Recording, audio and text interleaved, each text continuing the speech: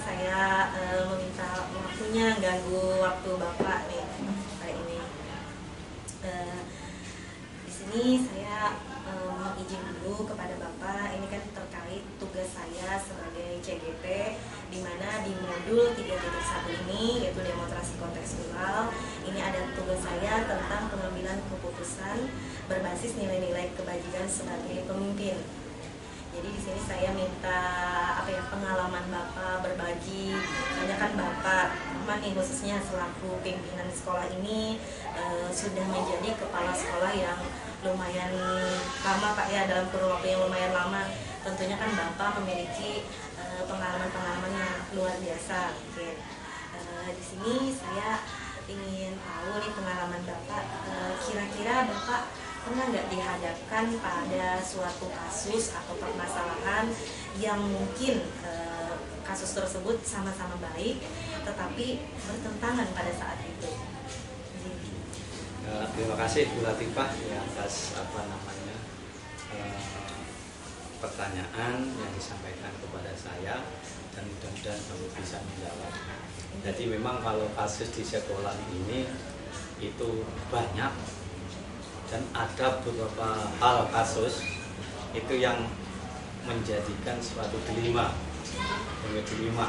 Jadi di sisi lain ini benar, di sisi lain juga benar. Ini contoh misalnya, ya, seorang guru dia pada saat yang sama minta izin misalnya untuk bertakziah kepada neneknya yang sedang meninggal. Dan yang di sisi lain dia juga punya kewajiban untuk mengajar, karena ini adalah guru kelas, ya, guru kelas, sehingga dengan guru yang pas-pasan, ya, itu nanti ditinggal siapa yang ngajar. Nah ini, jadi sama-sama benarnya lah. Nah, sehingga dengan itulah ya kami mungkin menganalisis data-data itu dulu, ya, mana yang baik, mana yang enggak baik, mana nanti dampaknya jangka pendek maupun jangka panjang, ya, dari pembahasan seperti itu, ya, kita identifikasi, kita klasifikasi, ya, dan kami akhirnya dari situlah kami nanti akan mendapatkan suatu keputusan. Jadi tadi cara Bapak ya dalam mengidentifikasi kasus tersebut, misalnya kasus itu berupa dilema etika, Bapak tadi memilah mana yang baiknya, mana yang kurang baik, tergantung kepentingannya mungkin Pak ya, dipertimbangkan. Terus dari dampak-dampaknya Pak ya, baru bisa mengambil sebuah keputusan, seperti itu ya Pak ya. Nih, terus bagaimana nih Bapak menjalankan pengambilan keputusan di sekolah, terutama untuk kasus-kasus di mana ada dua kepentingan yang sama-sama benar atau sama-sama mengandung nilai kebajikan? Jadi setelah kita klasifikasi, kita identifikasi, ya kan, itulah kita akan mencari suatu pertimbangan-pertimbangan, ya, dengan skala prioritas, ya, akhirnya mana yang harus kita dulukan dengan tidak merugikan, dengan di sisi lain tidak merasa rugi. Ini jadi dengan banyak dipertimbangkan, ya, mungkin dengan demokratis, dijak ngomong dan sebagainya. Jadi pengambilan keputusannya dipertimbangkan maupun didiskusikan secara demokratis Pak. Kalau misalnya selama ini Pak, kira-kira langkah-langkah atau prosedur seperti apa yang biasa Bapak lakukan selama jadi pimpinan? Jadi sebelum kita memutuskan sesuatu, itu kita minta pendapat dulu dari rekan-rekan kerja, khususnya yang usianya senior, ya, kami kumpulkan mungkin 2 atau 3 orang, kita panggil, kita diberi permasalahannya, baru kita untuk memberikan masukan-masukan kepada kita untuk menentukan suatu keputusan. Jadi tadi Pak ya yang demokratis tadi, minta pendapat dari rekan-rekan kerja di sekolah, terutama misalnya para senior, untuk meminta pendapat atau masukannya. Tentunya kan sebelumnya Bapak juga mengutarakan permasalahannya tadi ya Pak ya. Wah ini selama ini itu ya. Terus Pak, dari yang Bapak sebutkan tadi tentang langkah-langkah atau prosedur yang biasa Bapak laksanakan itu, hal apa saja yang selama ini Bapak anggap paling efektif dalam pengambilan keputusan tadi pada kasus-kasus yang mungkin pernah terjadi di sekolah? Jadi untuk penentuan dari keputusan itu yang paling efektif kami adalah dengan sistem demokrasi. Ya, dengan sistem demokrasi ya semua kita ajak berbicara, ya, akhirnya ada suatu titik ya yang untuk menentukan penyelesaian masalah ya, dan bisa kita terima dari berbagai pihak. Demokrasi intinya Pak ya yang paling efektif, musyawarah untuk Iya. mufakat nih Pak ya. Iya, betul sekali. Nah, terus Pak, itu tadi kan yang paling efektif. Kira-kira yang dari tindakan yang Bapak lakukan tadi, hal apa saja yang selama ini mungkin yang jadi tantangan Bapak dalam pengambilan keputusan tersebut pada kasus-kasus itu? Kira-kira apa sih tantangan yang berat mungkin? Tentunya kan dari setiap kasus atau keputusan yang Bapak ambil pasti ada mengalami tantangan atau kendalanya. Kira-kira apa Pak tantangannya? Tantangan yang ada walaupun ini namanya kita laksanakan dengan sistem demokrasi, kelihatannya itu sudah menyadari ya, tapi itu pasti masih ada karena namanya orang banyak ya, itu antara dari hasil keputusan itu kontra dan pro ada, tapi tidak dimunculkan. Nah, ini sehingga disitulah kami harus bisa menanggulangi tantangan itu, khususnya itu yang kontra terhadap keputusan, walaupun dia tidak memunculkan di permukaan, tapi kita bisa membaca satu persatu. Oh ini yang setuju, ini yang enggak, walaupun tidak ditampakkan. Gitu. Perbedaan pendapat tadi Pak ya, ini kalau misalnya mengatasi perbedaan pendapat itu gimana Pak? Misalnya ada kawan yang bertentangan mungkin dari hasil keputusan itu. Nah dari hasil keputusan apabila ada yang bertentangan pendapat, ya kan? Nah karena ini kalau nampak enak aja, ya kalau yang nampak ditunjukkan dengan tidak sependapat, itu kita panggil, kita jelaskan, ya kan? Itu enak, kita jelaskan duduk permasalahannya, mudah-mudahan dia mau sadar dan mau menerima. Cuma yang lebih sulit itu yang tidak ditampakkan. Ya. Tahu jadinya ya. Jadi kita dengan gerak-gerik, dengan itu kita harus membaca satu persatu. Nah ini juga sebagai pimpinan itu paling tidak harus bisa untuk mendalami sifat-sifat atau perilaku dari masing-masing bawahan.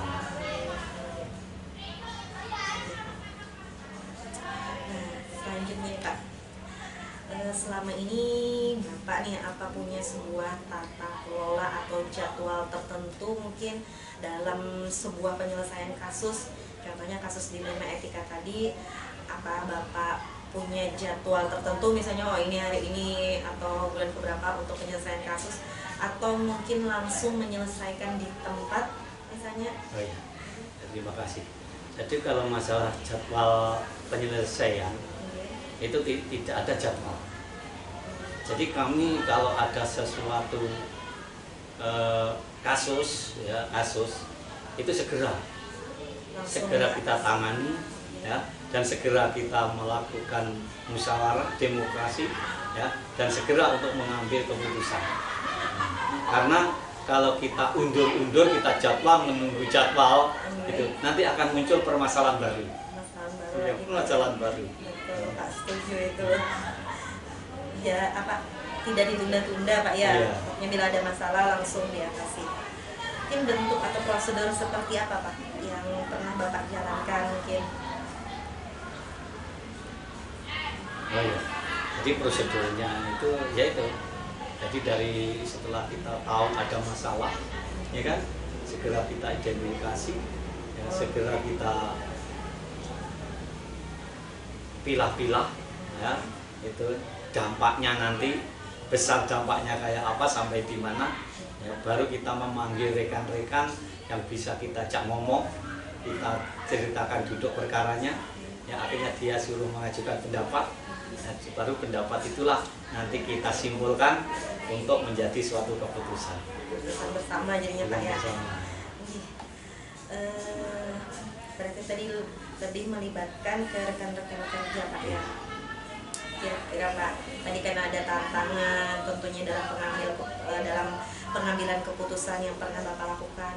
Kira-kira Pak, faktor-faktor apa yang selama ini bisa mempermudah Bapak atau membantu Bapak nih dalam mengambil keputusan tadi, terutama pada kasus yang dilema etika tadi. Oh iya.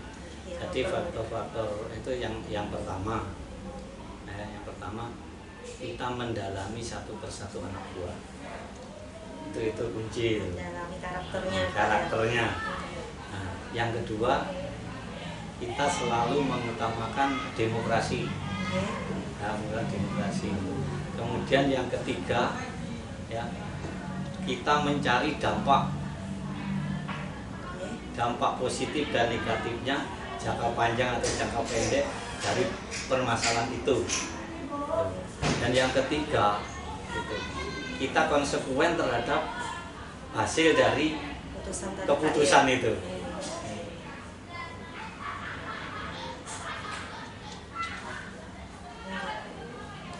Yang utama harus mendalami karakter dari masing-masing personil di sekolah itu Pak ya. Terus mengutamakan demokrasi tadi, kemudian mempertimbangkan kira-kira apa dampak positif, dampak negatifnya dari hasil keputusan yang kita ambil tadi Pak ya.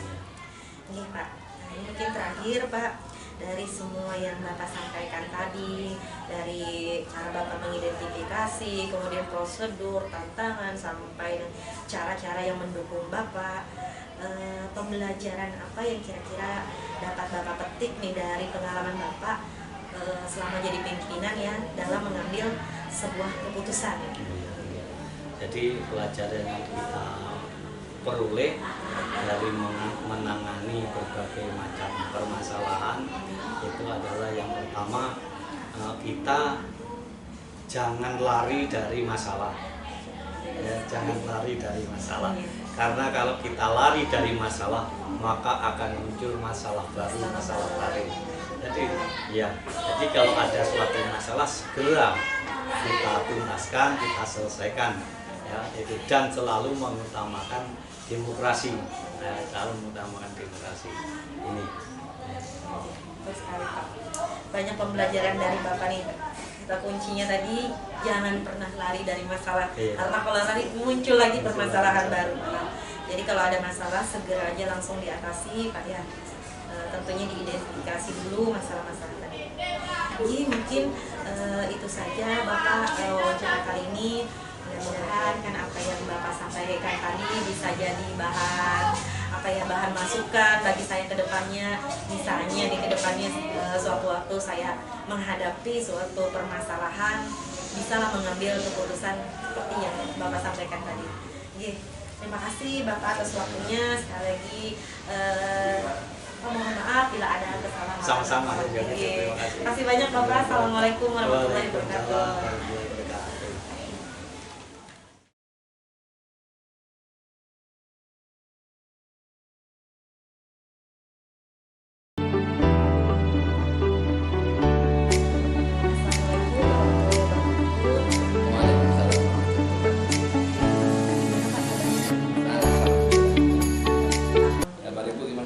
Alhamdulillah juga Pak, sehat. Sebelumnya mengucapkan nih terima kasih kepada Pak Nur yang sudah bersedia meluangkan waktunya untuk melakukan sesi wawancara ini Pak ya. Jadi sekaligus di sini saya mohon izin pada Bapak Karena kan di sini saya akan melaksanakan tugas saya sebagai CGP, Pak, di mana di modul 3.1 itu pada demonstrasi kontekstual, yaitu pengambilan keputusan berbasis nilai-nilai kebajikan sebagai pimpinan. Nah, di situ kami ada mendapatkan tugas untuk melakukan wawancara kepada pimpinan-pimpinan di sekolah.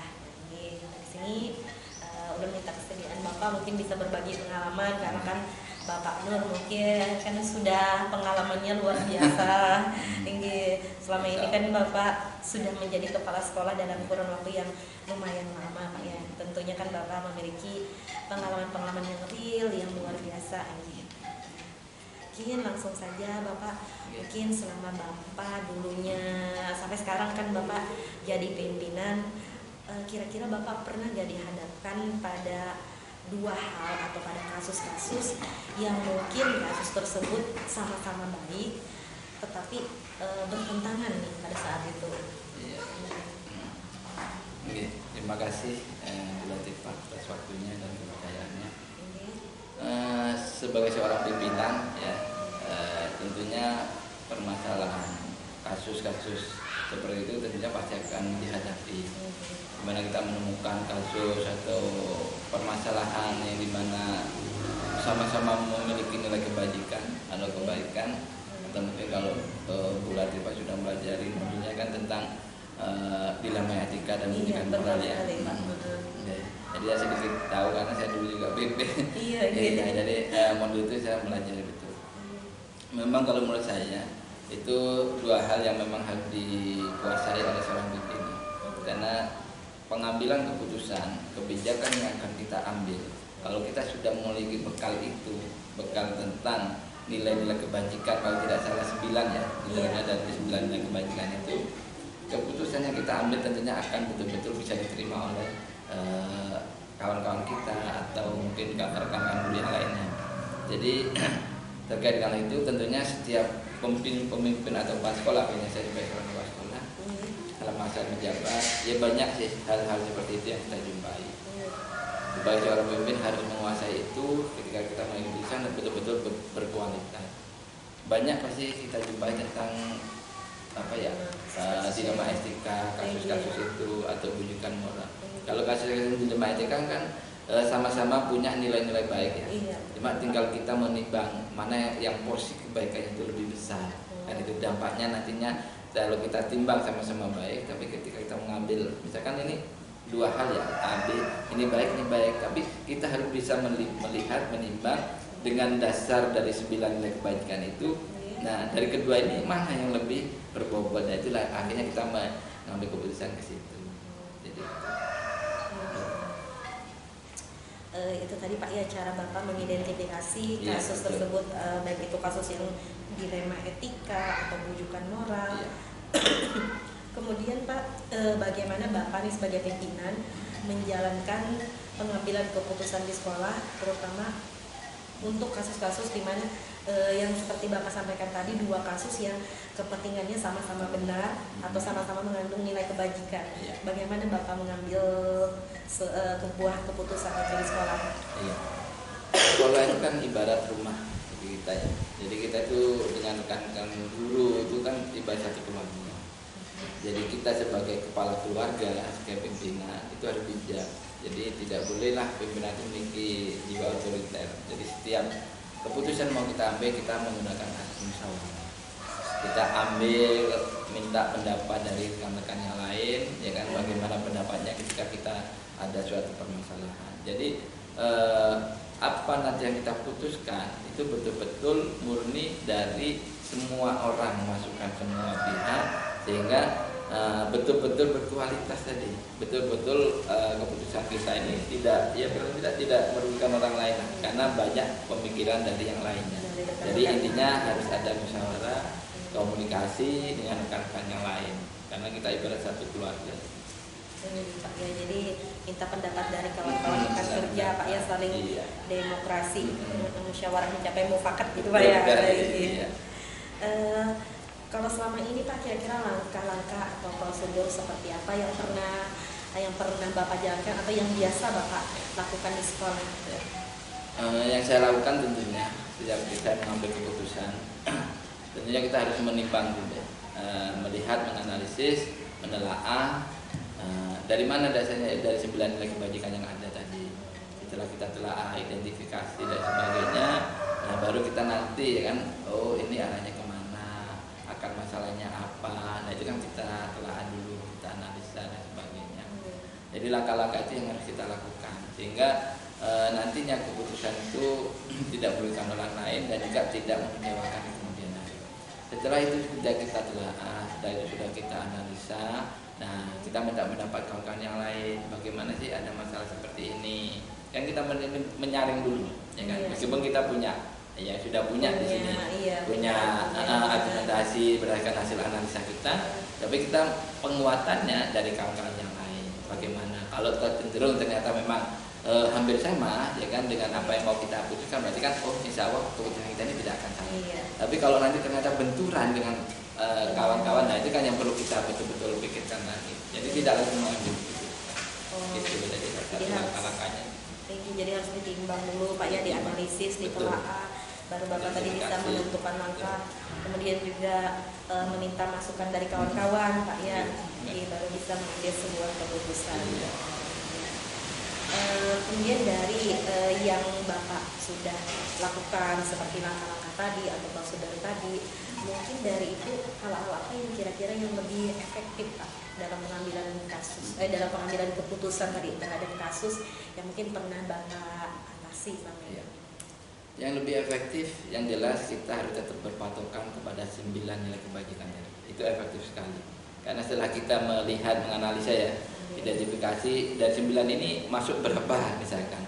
Oh ternyata masuk 5 atau 6, berarti kan keputusannya kan lebih efektif karena kita sudah bisa memastikan ini nilai kebajikannya itu dari 9 ternyata ada 5 nilai kebajikan, berarti lah itulah yang akan kita putuskan kalau kita mau mengambil secara singkat ya. Tapi saya biasanya seperti yang saya sampaikan tadi, setelah saya analisa dari 9 nilai kebajikan itu, saya minta pendapat ke kawan-kawan yang lain. Kembalikan bagaimana porsinya, ternyata kawan-kawan kok lebih cenderung seperti apa yang saya putuskan, nanti lah itu yang kita ambil. Biasanya seperti itu. Yang sudah. Jadi patokannya atau kiblatnya ke nilai-nilai kebajikan tadi Pak ya, di dalam setiap mengambil keputusan. Mungkin sependapat dulu dengan Bapak. Kemudian kalau dari segi tantangan kira-kira Pak, mungkin kan pastilah ada kan kita mengalami tantangan atau kendala dalam setiap pengambilan keputusan kita. Nah kira-kira tantangan apa yang pernah Bapak alami dalam mengambil keputusan tadi? Kalau dari diri pribadi sebenarnya kan tidak ada yang selalu tantangan kan, karena kita patokan tadi 9 nilai kebajikan. Cuma biasanya kan dari rekan-rekan yang lainnya ada, biasanya pasti dari misalkan 15 guru pasti ada salah satu yang selisih pendapat. Itu wajar sih bagi kami, karena demokrasi di situ. Kadang memang itu kenapa jadi seperti itu, karena belum memahami apa nilai kebajikan yang ada, apa itu dilema etika, apa itu rujukan moral. Nah kalau sudah memahami itu, tentunya insya Allah setiap orang pasti akan bijak mengambil keputusan, karena pokok dasarnya di situ memang. Kalau kita sudah memahami 9 nilai kebajikan itu, apa yang akan kita putuskan itu loh, insya Allah pasti diterima semua orang. Karena di situ mengandung nilai-nilai tadi. Iya. Tinggi, jadi perbedaan pendapat dari rekan-rekan kira-kira itu Pak ya yang tantangannya ingin, tapi semuanya dikembalikan lagi kepada nilai-nilai kebajikan apa yang mau kita ambil. Terus yang berikutnya Bapak, mungkin Bapak selama ini apa punya sebuah jadwal atau tata kelola dalam menyelesaikan kasus dilema etika tadi, atau mungkin Bapak langsung misalnya ada sebuah kasus langsung diselesaikan nih di tempat dalam waktu dan tempat tempat yang ada langsung menyelesaikan. Atau punya jadwal khusus gimana Pak? Kalau jadwal khususnya tidak ada. Dengan setiap ada permasalahan itu biasanya kan langsung kita identifikasi apa sih permasalahannya, ya kan, kita lihat, kita identifikasi ya kan, dari nilai kebajikan tadi. Jadi hari itu langsung kita selesaikan. Atau kalau memang tidak bisa kita selesaikan, paling kita tidak ada jadwal khusus, tidak ada. Cuma mungkin minta pendapat ke rekan-rekan guru yang lainnya, ya kan. Mungkin hari itu sibuk guru-gurunya, mungkin besoknya gimana kita cari waktu yang enak, yang nyaman. Kalau jadwal tidak ada jadwal khusus. Pokoknya setiap ada permasalahan atau dilema etika langsung segera Pak ya dituntaskan. Lebih cepat, lebih baik. Iya. tentunya dengan seperti yang Bapak katakan tadi secara demokratis, musyawarah dengan kawan-kawan. Nah terus selain tantangan, nah kira-kira Pak ada mungkin seseorang kah atau faktor-faktor apa yang selama ini bisa mempermudah Bapak atau membantu Bapak nih dalam mengambil sebuah keputusan, terutama dalam kasus dilema etika tadi Pak? Kalau seseorang khusus sih sebenarnya tidak ada. Kita lebih ke teamwork sebenarnya. Teamwork rekan-rekan guru, ya kan, itu sebenarnya berpengaruh sekali dalam ketika kita mengambil keputusan itu. Tapi kalau orang lain atau faktor lain sebenarnya tidak ada. Jadi lebih ke apa ya? Kita kebersamaan sih. Kebersamaan dengan rekan-rekan guru, teman-teman tim kerja itu kan. Jadi ketika kita semuanya kita buat secara demokrasi, ya kan, mengambil aspirasi dari semua pihak, insya Allah keputusannya ya mudah gitu diputuskan. Karena yang mereka kan bukan satu kepala, berbagai kepala, banyak masukan itu. Jadi kebersamaan Pak ya, teamwork dari sekolah itu, jadi semuanya bisa mudah dijalankan seberat apapun mungkin kasusnya, kalau sudah sama-sama pemikiran bersama pasti lebih mudah Pak ya. Iya betul. Mungkin yang terakhir Bapak, dari semua yang Bapak sampaikan tadi, mungkin pembelajaran apa yang dapat Bapak petik nih dari pengalaman Bapak selama ini dalam mengambil keputusan, terutama pada kasus dilema Pak? Jadi pelajaran yang berharga yang bisa kita ambil dari setiap peristiwa yang terkait dengan dilema etika itu adalah kita harus lebih bijak dalam mengambil keputusan, ya kan? Dengan kita memiliki modal pemahaman, pengetahuan tentang apa itu dilema etika, apa itu rujukan moral, itu pengalaman pelajaran berharga bagi saya pribadi ya. Betul. Karena dengan kita memiliki modal itu, mengetahui 9 nilai kebajikan, itu luar biasa sekali. Jadi keputusan yang kita ambil itu betul-betul berkualitas, dan apa yang kita putuskan pasti bisa diterima oleh semua pihak, karena kita sudah mempertimbangkan dengan berbagai hal tadi. Jadi menurut saya pengalaman pelajaran yang berharga sebagai seorang pemimpin adalah yang saya rasakan ya, dari pemahaman dilema etika itu, seorang pemimpin harus mengetahui apa itu dilema etika, apa itu keputusan moral, karena itu terkait dengan keputusan yang akan dia ambil. Nah, pemimpin yang bijak ya kan, tentunya dia akan mengambil keputusan tidak hanya dari hasil pemikiran pribadinya, ya kan, tetapi juga pertimbangan dari rekan-rekan kerja yang lainnya. Meskipun ya kan finalnya memang di kita, karena kita mungkin yang memutuskan. Cuma ketika kita memutuskan itu dengan kita memiliki modal pemahaman dilema etika, 9 nilai kebajikan, terus masukan dari kawan-kawan yang lainnya, insya Allah keputusan itu betul-betul bijaksana. Itu yang saya rasakan dan saya alami, dan itulah menurut saya suatu pengalaman yang berharga, pelajaran yang luar biasa. Pelajaran yang luar biasa Ya. Pak ya. Jadi tentunya kita harus memahami apa sih sebenarnya dilema etika. Dilema etika ini kan pada kasus yang keduanya sama-sama benar Pak ya. Sama-sama benar. Kalau bujukan moral kan mungkin pada kasus yang satu benar, satu mungkin yang salah ini. Jadi dalam mengambil keputusan itu kita harus pahami betul Pak lah, ini kasus ini termasuk dilema kah atau bujukan. Nah, kalau saya kalau memahaminya itu begini, bujukan moral itu lebih ke arah yang negatif. Ya, kalau saya sih lebih mudahnya seperti itu. Kalau dilema etika itu lebih positif kan itu. Contohnya kan gini, kalau yang bujukan moral sih, karena kita pernah juga megang bendera dulu waktu jadi bukan juga. Karena rawan kan itu, rentan sekali kan. Bendera bos itu rentan sekali. Karena kan ada semacam, atau kita jadi panitia kegiatan. Biasanya kan seperti itu. Kita ada uang satu seperti ini, misalkan ada saldo dari uang kegiatan itu. Dan kadang-kadang terbersih tuh kita pakai ya, pakai jalan-jalan ya, atau pakai beli baju seragam dan sebagainya. Nah itu kan arahnya kan ke negatif, bukan pada fungsinya. Nah itulah. Ada sebenarnya kan baik kegiatannya, tapi ketika ada keputusan di akhirnya ke arah yang negatif, ada apa ya, untuk anuan individu lah, itu yang jadi bujukan moral. Itu memang harus kita pahami di sekolah dimanapun tempat itu. Kalau kita sudah memahami itu sangat enak, itu kita tidak akan terjebak pada bujukan moral. Jadi harus paham Pak yang mana kasusnya dilema itu baru bisa mengambil sebuah keputusan yang bijak, dan tentunya juga memperhatikan yang seperti Bapak sampaikan berkali-kali tadi tentang nilai-nilai kebajikan. Jadi dalam mengambil keputusan jangan sampai meninggalkan nilai-nilai kebajikan tadi. Justru harus berpandangan ke sana. Jadi keputusan yang diambil bisa lebih bijak, Pak ya. Mungkin itu saja, Bapak. Terima kasih banyak atas masukannya. Dari yang Bapak yang sampaikan tadi saya banyak tercerahkan nih, Pak. Mungkin nanti siapa tahu nanti saya mengalami atau menghadapi sebuah kasus dilema etika, jadi kita bisa mengambil sebuah keputusan yang bijak. Tentunya kan seperti yang Bapak ajarkan tadi, harus paham mana ini kasus dilema, mana ini kasus wujudan moral, dan perhatikan nilai-nilai kebajikan tadi dalam mengambil sebuah keputusan. Dan juga teamwork tadi yang kita masukkan pendapat dari rekan yang lain. Ada demokrasi, musyawarah secara bersama-sama, Bapak. Jadi ada keputusan bersama. Nah, mungkin itu saja, Bapak. Mudah-mudahan ini jadi masukan dari saya ke depannya. Amin. Karena banyak pelajaran berharga dari apa yang Bapak sampaikan. Jadi sebelumnya mengucapkan terima kasih banyak, Bapak. Jadi mungkin sampai sini saja. Tutup. Assalamualaikum warahmatullahi wabarakatuh. Waalaikumsalam warahmatullahi wabarakatuh.